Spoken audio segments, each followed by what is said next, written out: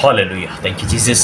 खुदा का शुक्र अदा करते हैं, खुदा ने आज एक और खूबसूरत दिन हमारी ज़िंदगी में बख्श दिया और ये सुहाने लम्हात बख्शे कि हम उसके हजूर में हाजिर हों और उसके इलाही कलाम से उसके इलाही भेदों को सीखें और उसके बरगज़ीदों को जानें। क्योंकि जब हम खुदा के कलाम के मुताबिक अपनी ज़िंदगी गुजारने को होते हैं तो हमें उसके बरगज़ीदों को देखने की ज़रूरत है।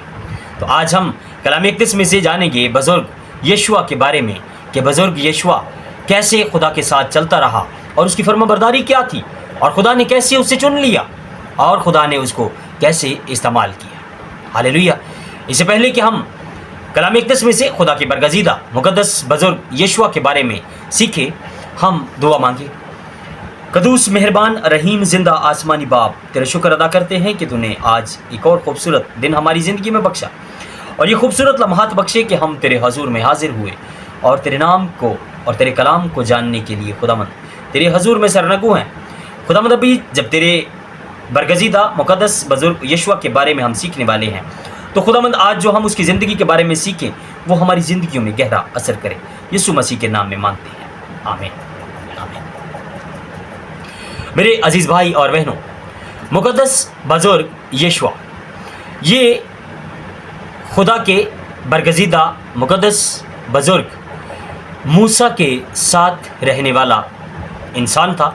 ये उसका असिस्टेंट इसको हम कह सकते हैं कि ये उनका खिदमत गुजार था, उनके साथ साथ रहता था और बहुत फर्माबरदार था। कलाम इक़द्दस में जब हम पढ़ते हैं कि मुक़द्दस बुज़ुर्ग मूसा खुदा से बात करने के लिए पहाड़ पर जाते थे तो ये इंसान वहाँ पे इंतज़ार करता था। मुक़द्दस बुज़ुर्ग मूसा आगे चले जाते थे और बुज़ुर्ग यशुआ पीछे ठहर के बुज़ुर्ग मूसा के आने का इंतज़ार करते थे। खैमा में जब बुज़ुर्ग मूसा दुआ करने जाते थे तब भी ये दरवाजे पे खड़ा रहता था और इस इंसान ने ऐसे खिदमत की कि जब हम कलाम इक़द्दस में पढ़ते हैं तो कहीं हमें इस शख्स में लालच नहीं नज़र आता, कहीं ये बुज़ुर्ग मूसा को ये कहता नज़र नहीं आता कि मुझे तू कब इख्तियार देगा, मैं कब तेरे जैसे काम करूँगा, मैं कब तेरी तरह चल पाऊँगा, कब मैं खुदा से बात कर पाऊँगा। इसने ऐसा कभी नहीं कहा। इस इंसान ने मुक़द्दस बुज़ुर्ग मूसा के साथ अपनी ज़िंदगी ऐसे गुजारी कि वो बुज़ुर्ग मूसा को ऐसे फॉलो करता था कि जैसे उसको एक ड्यूटी मिली है, इसके पीछे चलना है, वो ऐसे ही पीछे चलता रहा। और एक वक्त आता है कि खुदा मुक़द्दस बुज़ुर्ग यशुआ को चुन लेता है। मुक़द्दस बुज़ुर्ग यशुआ जो है वो अपने खुदा के साथ बड़ा वफ़ादार है। वो जैसे अपने उस्ताद के साथ, अपने लीडर के साथ वफ़ादार रहा, वैसे ही वो खुदा के साथ भी वफ़ादार था। क्योंकि वफ़ादारी हम यहाँ से सीखते हैं। अगर तो हम अपने पास्टर के साथ, अपने उस लीडर के साथ जो खुदा ने हमें दिया है उसके साथ वफ़ादार हैं तो हम अपने खुदा के साथ भी वफ़ादार रह सकते हैं। यहाँ से हमें ये बात सीखने को मिलती है कि बुज़ुर्ग मूसा के साथ वफ़ादार रहने वाले बुज़ुर्ग यशुआ को खुदा ने इस्तेमाल किया बुज़ुर्ग मूसा के बाद, और बुज़ुर्ग मूसा की तरह ही उसने भी बड़े बड़े काम किए, उसने फतह की, उसने बनी इसराइल को असीरियों से निकाला और वो इतना फर्माबरदार रहा कि कलाम इक़द्दस में ये इरशाद है कि वो ऐसे माथा टेक के ऐसे सजदा करके दुआ कर रहा था कि खुदा ने उसे कहा कि क्यों तू औंधे मुंह पड़ा है। ऐसा सजदा कभी हमने किया है? अगर नहीं किया तो आज हम ये कलाम से सीख लें कि खुदा के बरगज़ीदा जब उसके सामने सरनगू होते हैं, आजिज़ होते हैं, खाकसार होते हैं तो खुदा उनसे बात करने के लिए आ जाता है। तो क्या हम हो सकते हैं या नहीं? बिल्कुल हो सकते हैं, क्योंकि वो भी हमारे जैसे इंसान थे। वो कोई अजीब मखलूक नहीं थी, वो भी इंसान थे और उनकी खुदा के साथ मोहब्बत थी। आज आप में और मुझ में ये मोहब्बत है, लेकिन हम इसको दबा के रखे हुए हैं। क्यों? क्योंकि हम कलाम इक़द्दस को नहीं पढ़ते, उसके बरगज़ीदों पे ध्यान नहीं लगाते जो खुदा ने खड़े किए थे और उनके ज़रिए जो खुदा ने काम किए थे वो हम नहीं देखते। जस्ट हम बाइबल पढ़ते हैं, हम उनके कामों पे गौर नहीं करते कि खुदा के बरगज़ीदों ने क्या बड़े बड़े काम किए।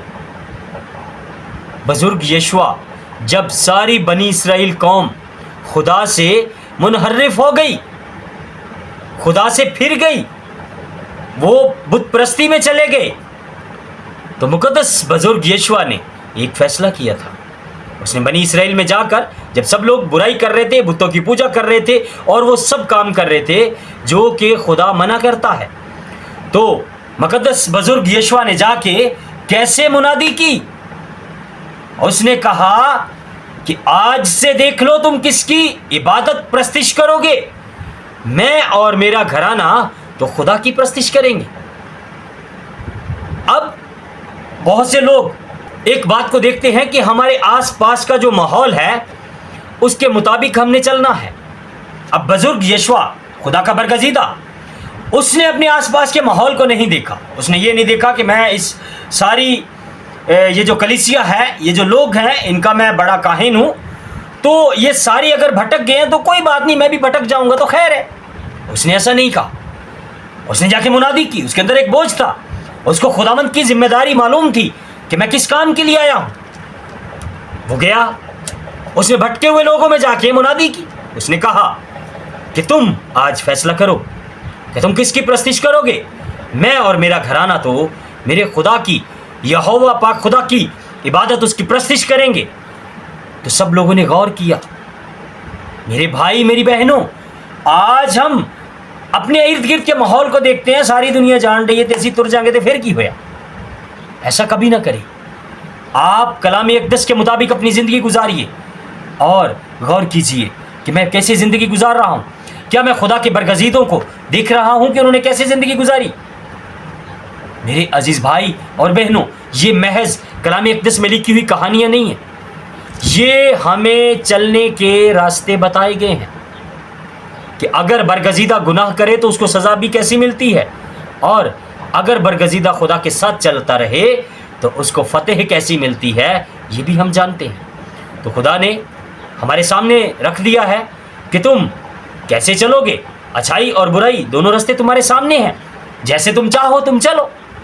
تو خدا نے ہمیں اختیار دیا ہے. تو آج میرے بھائی میری بہنوں, میں آپ سے یہی اپیل کروں گا کہ کلام اقدس کی روشنی میں آئیے اور کلام الہی کے مطابق جو خدا نے آپ کو اور مجھے راستہ دیا ہے اس راستے کو چنیے اور خدا کے برگزیدوں میں شامل ہو کر ہمیشہ کے لیے اس کی حضوری میں چلے جائیے. خداوند آج کے کلام کے وسیلہ سے آپ کو اور مجھے بڑی برکت بخشے. آمین. ہم دعا مانگے. قدوس مہربان رحیم زندہ آسمانی باپ, تیرے شکر ادا کرتے ہیں کہ تو اپنے کلام سے ہم سے گہری باتیں کرتا ہے. اے خداوند, تیری یہ گہری باتیں ہماری زندگیوں میں گہرا اثر کریں, ہم تیرے کلام کے مطابق اپنی زندگی گزاریں. یسوع مسیح کے نام میں مانگتے ہیں, آمین.